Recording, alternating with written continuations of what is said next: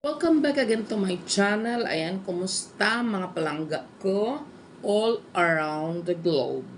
Kakaiba ang lipstick natin, kakulay ng ating t-shirt. Ayan. So of course, today ay magagawa ulit tayo ng panibagong reaction guys. Kasi meron na naman tayong nakitang hindi kaaya-aya.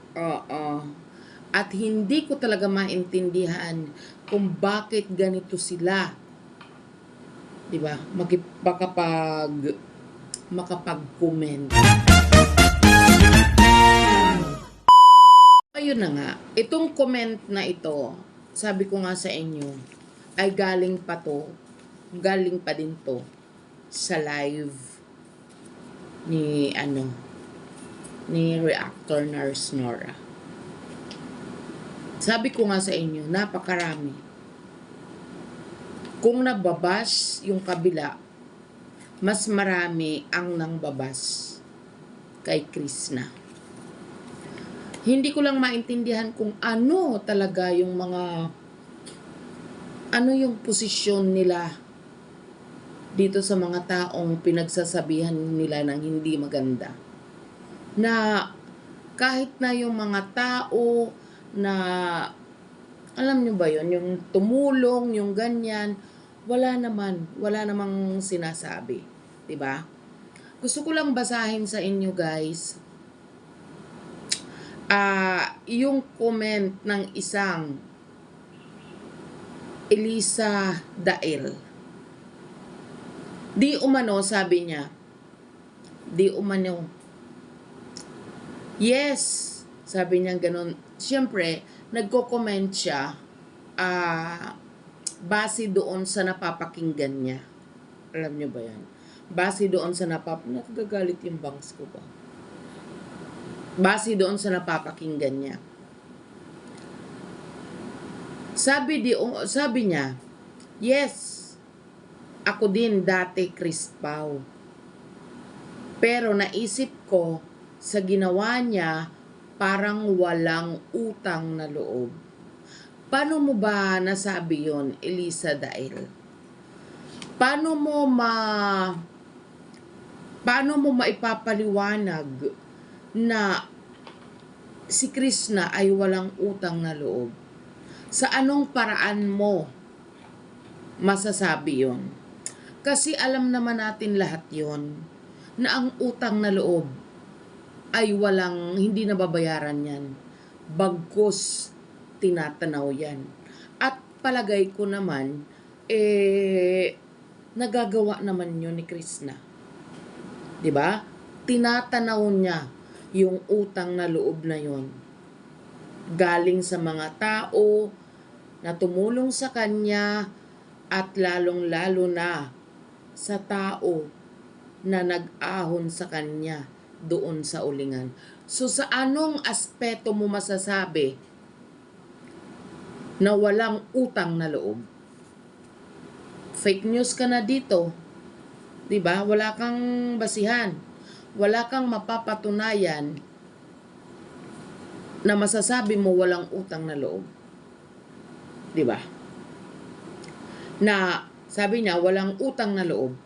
Kung di dahil kay Sir Paul, di siya nakikilala ngayon ng mga tuta niyang mga diehard, sabi niya. Kung makatuta ka naman sa amin, kami ba mukhang mga tuta? Ikaw, ano ang masasabi mo? Ano ang pwede namin sabihin sa pagkatao mo?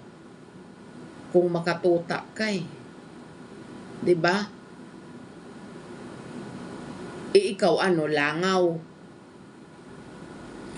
Langaw kasi masasabi ko, porket nakasuporta ka sa iyong sinusuportahan, feeling mo ikaw ay langaw na nakatungtong sa isang kalabaw na feeling mo ay mas mataas ka pa sa kalabaw. Nakatungtong ka lang naman sa kalabaw.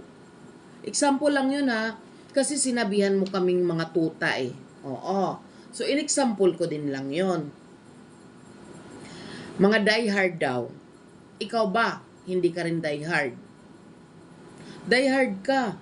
Kasi nakakapag-comment ka nga ng ganito patungkol kay Krishna.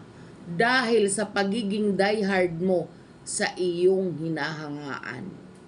Gets mo? Ang ganda talaga ng lipstick ko. Na, sabi ng ganon, mga diehard sa kanya. Ito namang mga diehard, puro ka diehard, sana ikaw die, wala nang hard. Hindi inisip na kung di dahil paulit-ulit kang Sir Paul, may Krishna ba sila? Of course! Kahit nga ikaw hindi mo rin makikilala si Krishna kung hindi dahil kay Sir Paul, di ba? Am I correct? Wala ni isa sa atin ang pwedeng makakilala kahit na si Sir Paul kung hindi niya rin na-discover.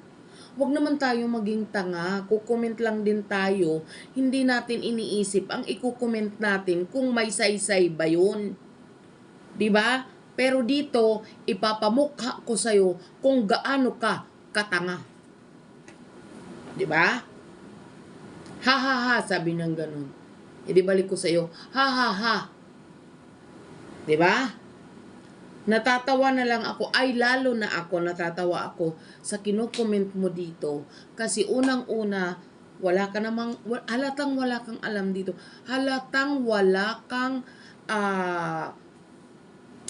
may masasabi kong walang kwenta itong mga kinukomment mo dito.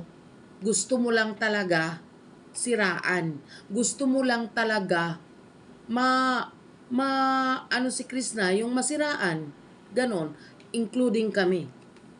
Kasi sinabihan mo kaming tuta Ikaw naman sasabihan ka naming langaw. Oo. Wala daw utak. Natatawa na lang ako.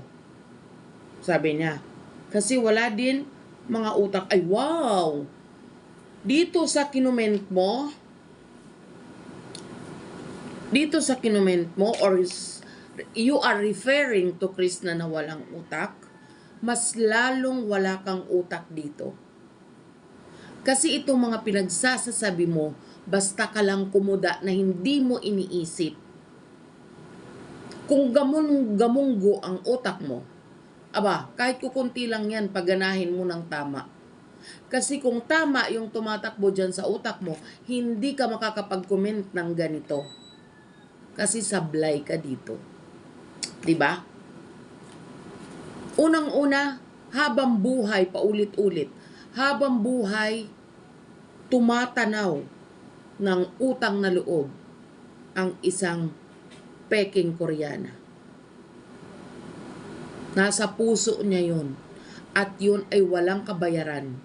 Bagkus, yan ay tinatanaw.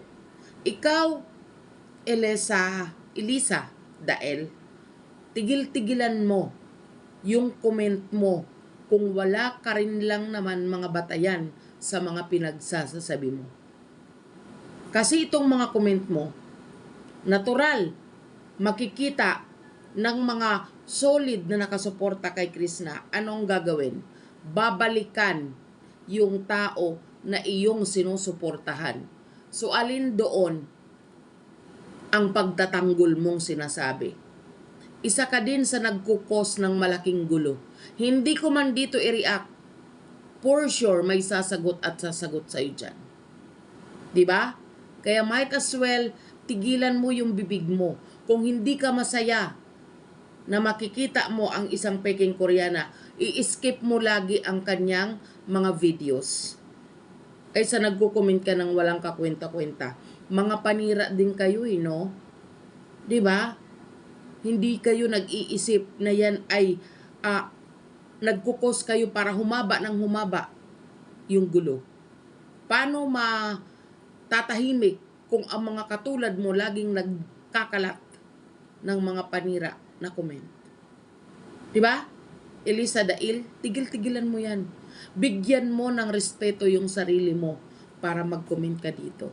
Di ka ba nahiya? nagko-comment ka lang, tapos ganito yung mga comment mo. I'm pretty sure na hindi ka kilala ni Sir Paul or ni Krishna. Tapos nagko-comment ka ng ganito. So, anong ambag mo? Anong posisyon mo para mag-comment ka ng ganito? 'Di ba? Kaya tumigil ka. Yun ang makakabuti sa